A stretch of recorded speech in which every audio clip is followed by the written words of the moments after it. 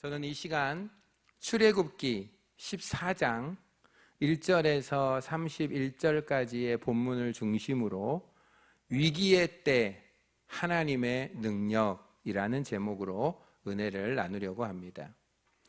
하나님께서 모세에게 이렇게 말씀하셨습니다.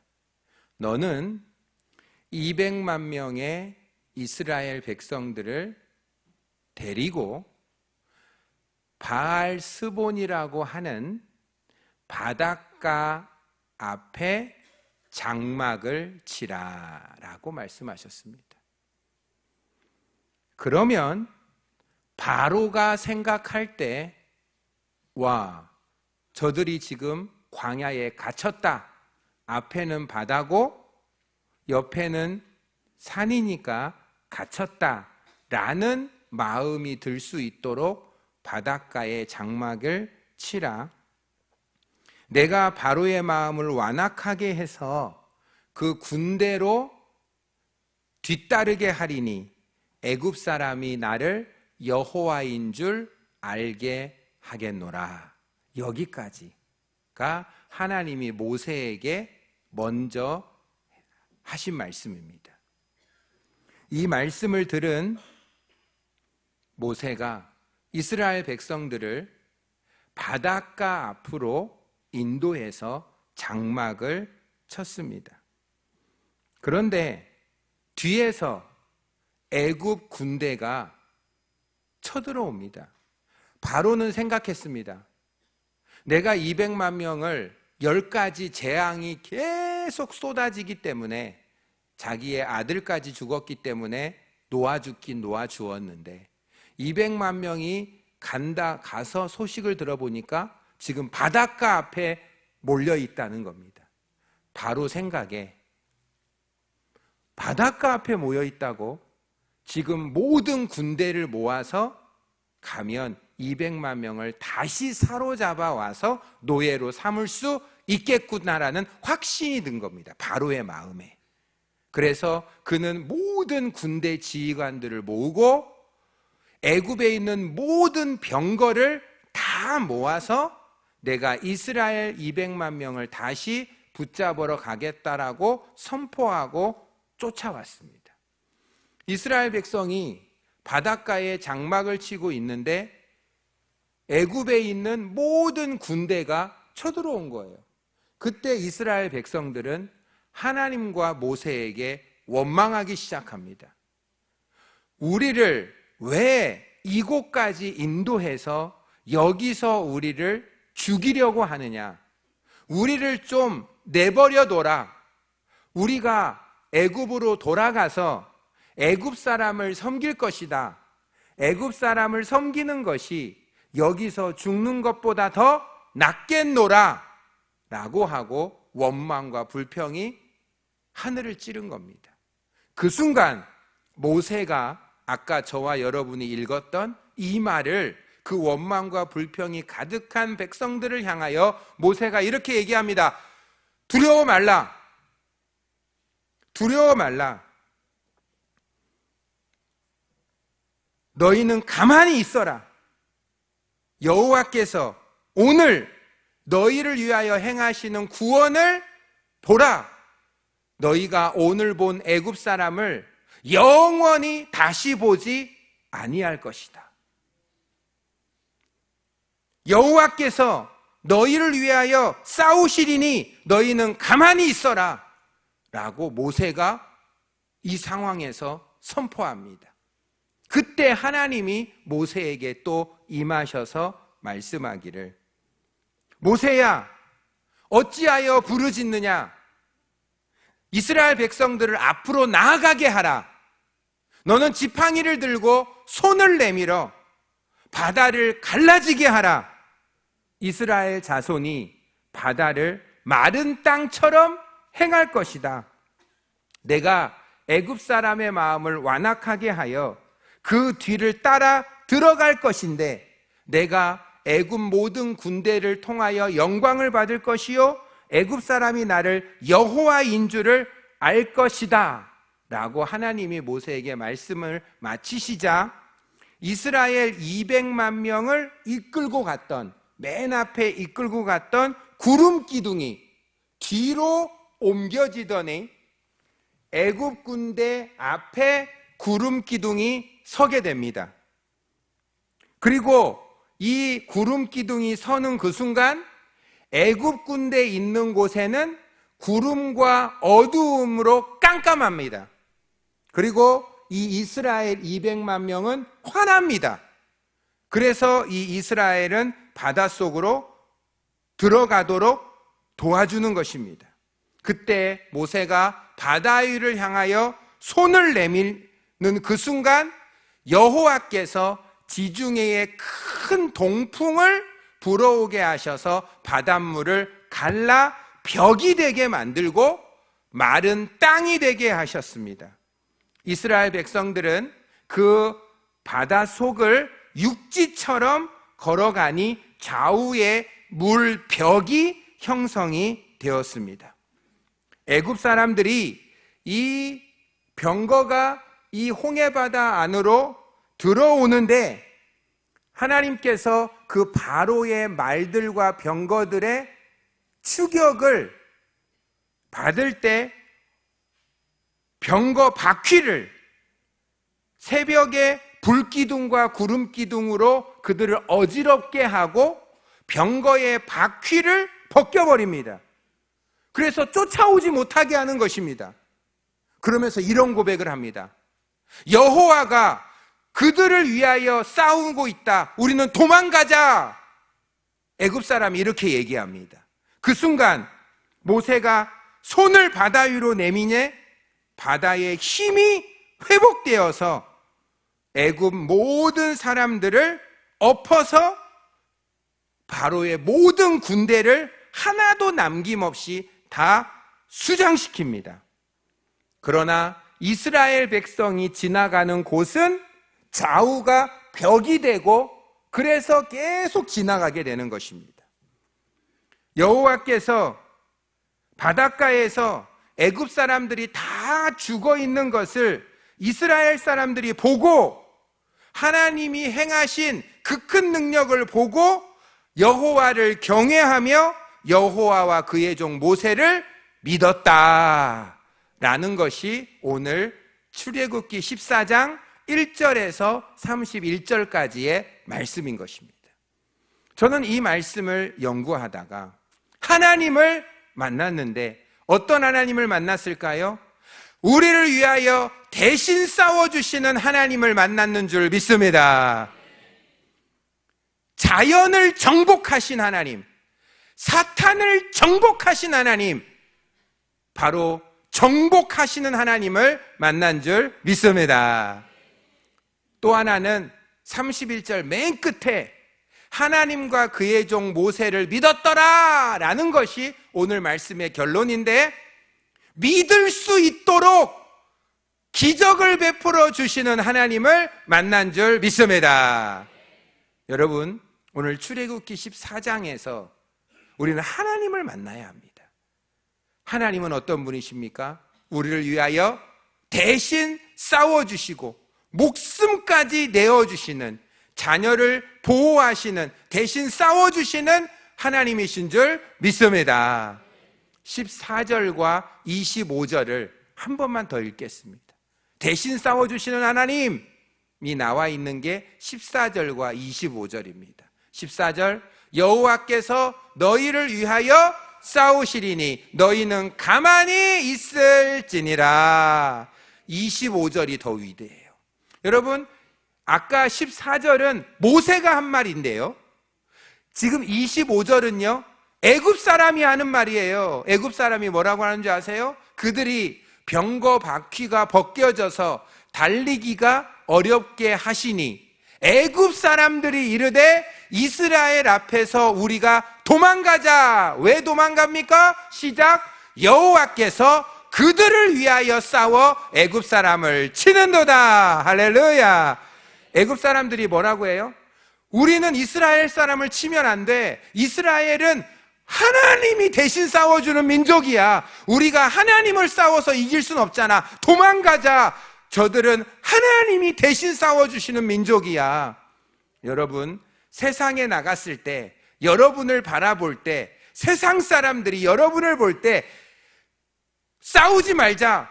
저들과 싸우는 것은 저들과 함께 있는 하나님과 싸우는 거야. 그렇게 우리와 함께 하시는 하나님을 볼 수 있는 놀라운 역사가 있기를 축원합니다. 로마서 8장 31절을 보겠습니다. 로마서 8장 31절에 그런즉 이 일에 대하여 우리가 무슨 말하리요? 만일 하나님이 우리를 위하시면 누가 우리를 대적하리요? 할렐루야. 하나님이 우리를 위하시는데 사람이 우리를 대적하겠습니까? 32절에 자기 아들을 아끼지 아니하시고 모든 사람을 위하여 내주시니가 어찌 그 아들과 함께 모든 것을 우리에게 주시지 아니하시겠느냐. 하나님은 우리에게 아들을 주시고 외아들을 주시고 모든 것을 주시고 생명을 주시고 우리를 위해서 대신 십자가에서 피 흘려 죽으시기까지 하신 그분이 우리에게 어찌 필요한 것을 공급해 주시지 아니하시겠습니까? 무엇을 먹을까? 무엇을 마실까? 무엇을 입을까? 염려하지 말라. 이는 다 이방인이 구하는 것이요 하늘에 계신 우리 아버지는 너희에게 있어야 할 것을 아시느니라. 하나님은 알고 계시는 분인 줄 믿습니다. 나의 필요를 알고 계시고 그래서 그 필요를 채워주시고 따라서 우리는 염려하지 말라. 염려하지 말라. 내일 일을 염려하지 말라. 미래를 염려하지 말라. 한날 괴로움은 그날에 족하고 너희는 먼저 하나님의 나라와 의를 구하면 필요한 것, 구하고 있는 것, 구하지 않는 것까지 하나님이 더하여 주시리라. 싸워주시는 하나님. 둘째는 뭐였습니까? 자연을 정복하시는 하나님입니다. 출애굽기 14장 21절에서 21절을 보겠습니다. 출애굽기 14장 21절. 모세가 바다 위로 손을 내밀매 여호와께서 큰 동풍을 밤새도록 불어서 바닷물을 물러가게 하시니 물이 갈라져 바다가 무엇이 되었습니까? 바다가 무엇이 되었습니까? 마른 땅이 된 줄 믿습니다. 놀랍습니다. 하나님은 바다도 큰 동풍을 불러다가 마른 땅에 하신 자연을 정복하신 하나님, 자연을 창조하셨기에 자연을 다스릴 수 있는 자연을 정복하시는 하나님의 뜻이라면 우주 만물을 태양도 멈추게 하시고 태양도 뒤로 가게 하시는 하나님의 뜻이라면, 그래서 우리는 가장 중요한 것은 내가 하고자 하는 일이 하나님의 뜻이냐, 그렇다면 아무리 어려워도 하나님이 행하실 줄 믿습니다. 하나님의 뜻이냐 아니냐가 내가 어떤 일을 하느냐 안 하느냐 보다 더 중요한 것입니다. 마가복음 4장 39절에 보면 이런 말씀이 있어요. 예수님이 제자들과 배를 타고 가다가 폭풍이 불어닥치는 거예요. 제자들이 어부 출신 아닙니까? 폭풍을 이기려고 밤새도록 애를 썼는데 안 되는 거예요. 예수님을 깨웁니다. 살려달라고 기도해요. 그때 예수님이 깨어 바람에게 뭐 하셨습니까? 꾸짖으시며 바다더러 이르시되 뭐하고 뭐하라? 잠잠하라 고요하라 하시니 바람이 그치고 아주 잔잔하여 진지라. 할렐루야. 바다를 창조하신, 여러분 바다가 귀가 있습니까? 바다에 무슨 귀가 있어요? 바람에게 무슨 귀가 있어요? 그러나 그를 창조한 것은 피조물이라도 순종하는 것입니다. 40절 볼까요? 이에 제자들에게 이르시되 어찌하여 이렇게 무서워하느냐? 너희가 어찌 믿음이 없느냐 하시니 41절 그들이 심히 두려워하여 서로 말하되 그가 누구이시기에 바람과 바다도 뭐 하는가? 순종하는가? 할렐루야. 제자들이 놀란 거예요. 어떻게 바람과 바다가 저의 말에 순종하지? 저는 하나님 아니신가? 하나님이시어야만 바람과 바다에게 말을 하면 순종하는 것입니다. 식물에게 말씀을 선포하니 식물이 저주를 받고, 동물에게 말씀을 하면 동물이 복종하고, 천사에게 하나님이 말씀하면 천사가 기도응답을 가져오고, 귀신에게 예수님이 명령하면 귀신이 떠나가게 될 줄 믿습니다. 이 세상에 시체에게 예수님이 명령하니 시체가 일어났습니다. 이 세상에 모든 창조물은, 피조물은 창조주의 말씀 안에 생명이 있어 그 생명이 접촉되면 시체도 살아나는 하나님의 말씀으로 모든 것들이 순종하고 정복될 줄 믿습니다. 하나님은 자연을 정복시키는 하나님입니다. 세 번째는 사탄을 정복시키시는 하나님을 만났습니다. 출애굽기 14장 27절 28절을 보겠습니다. 출애굽기 14장 27절 28절에 보면 모세가 곧 손을 바다 위로 내밀매 새벽이 되어 바다의 힘이 회복된지라 애굽 사람들이 물을 거스려 도망하나 여호와께서 애굽 사람들을 바다 가운데 뭐 하시니요? 엎으시니 28절 물이 다시 흘러 병거들과 기병들을 덮되 그들의 뒤를 따라 바다에 들어간 바로의 군대를 다 덮으니 하나도 남지 아니하였더라. 할렐루야. 놀랍습니다. 여러분, 우리의 하나님이 왜 이스라엘 백성을 바닷가에서 장막을 치게 하셔서 사면초가의 위기에 봉착하게 하셨을까요? 하나님이 그곳으로 인도하셨죠. 왜 하나님은 절망적인 상황으로 사면초가의 궁지에 우리를 인도하셨을까요? 거기에는 뭐가 숨겨져 있었습니까? 백성들은 일단 뭐 했죠? 영적인 눈이 없으니까 그 바로 군대가 쳐들어왔을 때 우리는 죽었다 원망하고 애굽으로 돌아가자. 제가 이름을 도래굽이라고 지었어요. 애굽에서 나오면 출애굽, 들어가면 입애굽, 자꾸 돌아가자고 하면 도래굽이에요. 돌아버리겠어요. 도래굽 하자고 해가지고 자꾸 돌아가자는 거예요. 애굽으로. 여러분 원망하고 불평했어요? 상황을 보면 그렇게 돼요. 근데 하나님은 왜 그런 원망을 받을 만한 상황, 그런 절망적인 상황을 왜 형성하셨나요? 그 뜻은 바로 그렇게 해서 사탄 마귀 바로의 군대를 모두 다 끄집어 와서 바닷속에서 모두 다 수장시켜서 이스라엘을 괴롭히는 뿌리를 다 뽑아버리려고 하나님은 이 일을 행하신 줄 믿습니다. 여러분, 문제를 해결하는 게 중요한 게 아니라 문제를 일으키는 마귀를 해결해야 되는 것입니다.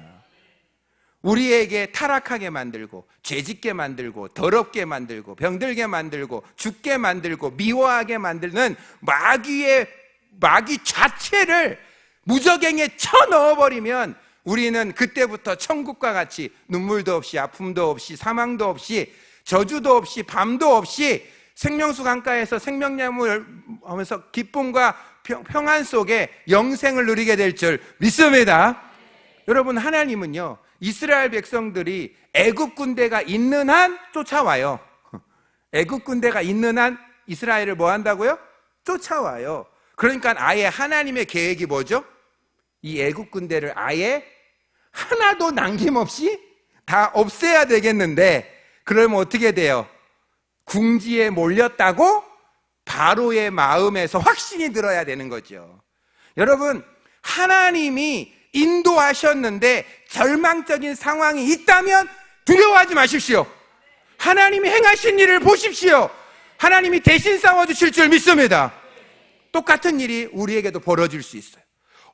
나 예수님 믿고 예배드리고 예물 드리고 최선을 다해서 섬기는데 내 상황이 왜 절망적으로 자꾸 몰아져 가지? 왜 이런 최악의 상황으로 가지? 여러분, 하나님의 인도를 받고 있는데 상황이 최악이 됐다면 최고의 상황으로 바뀔 것을 기대하십시오. 여러분, 위기를 자초하면 위기를 책임져야 됩니다.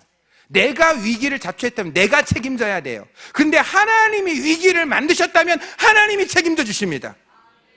오늘 본문은 누가 위기를 만드신 겁니까? 하나님이 만드신 거예요. 그렇기 때문에 하나님이 위기를 만드시고 그때 모세는 알았어요. 자기는 바다 갈라질 줄은 몰랐어. 그런데 이때까지 열재앙을 체험했고 모세에게는 믿음이 있었어. 모르지만 하나님이 애굽 군대를 통해서 영광 만든다고 했잖아요. 애굽 사람으로 인하여 나 여호와가 하나님임을 알게 한다고 했잖아요.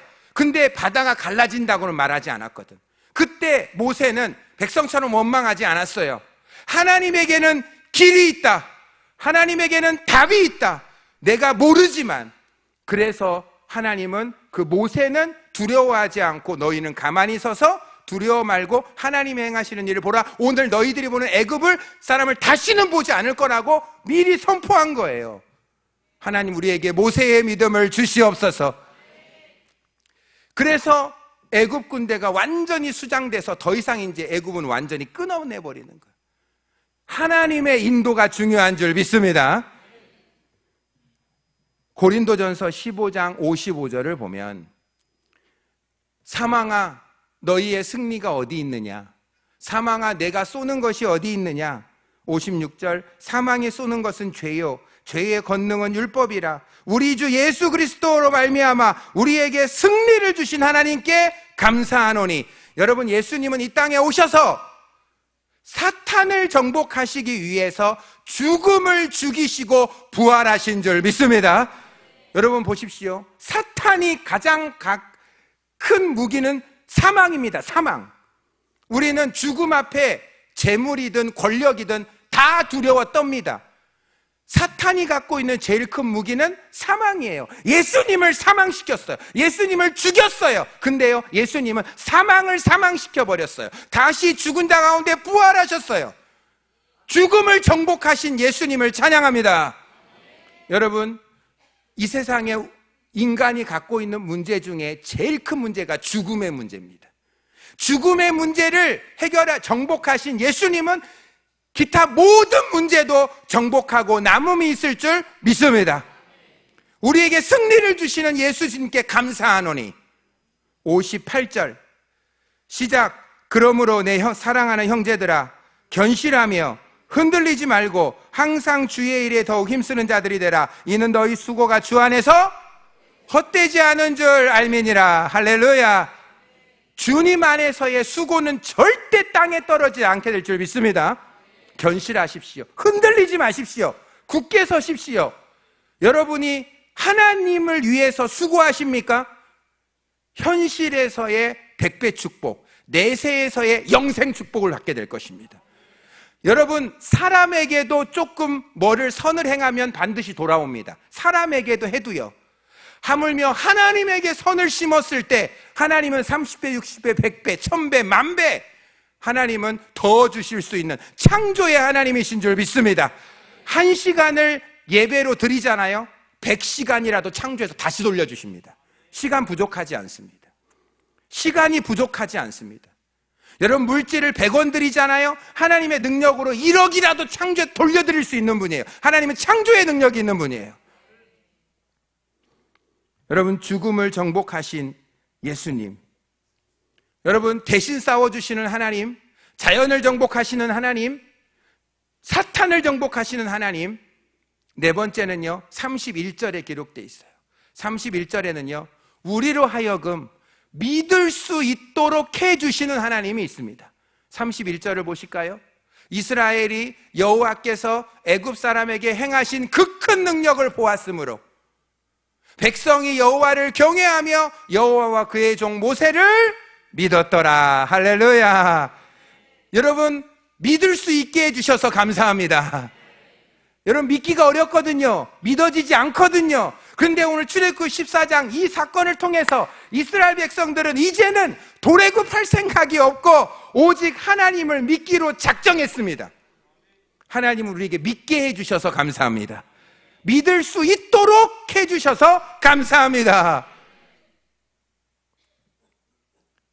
이스라엘 백성이 애굽에서 나오는 것은 하루인데 그 이스라엘 백성 마음속에 430년 동안 뿌리 박힌 노예의식을 뿌리 뽑는 데는 40년이 넘게 걸린 거예요. 몸은 나오는데 하루 걸렸는데 그 마음속에 박힌 나는 못해, 나는 노예야, 그런 노예의식을 뽑아내는 것은 40년으로도 안 되는 거예요. 여러분이 예수 믿는 것은 순간이면 됩니다. 여러분 설교 한번 잘 들으면 영생을 얻고 예배 한번 잘 드리면 우울증이 낫습니다. 여러분 예수님을 제대로 만나는 그 순간 세상이 바뀌게 될 줄 믿습니다. 그건 순간이야, 순간. 그러니까 그 순간이 언제 올지 몰라. 비 내리는 수요일 밤 기도회 때 내가 올지 몰라. 내가 교회 나오기 싫은 그 순간 나올지도 몰라. 그런데 어느 순간 딱 호련히 순식간에 하나님이 날 딱 만나주시면 내 인생은 변하고 영생을 얻고 새 신분을 얻고 천국에 들어갈 수 있는데, 그런데 아직 내 인격과 내 성격과 내 모든 것은 아직 옛사람이야. 이제 내 안에 들어오신 성령님이 계속 나를 성화시키고 거룩하게 하시고 깨끗하게 하셔서 나를 언젠간 완전히 예수님 꼭 닮은 사람으로 변화시키는 그날까지 우리는 성화돼야 될 줄 믿습니다. 이게 믿음 생활이에요. 이스라엘 백성 이제는 애굽 나왔죠? 근데 이제 어디에 들어가요?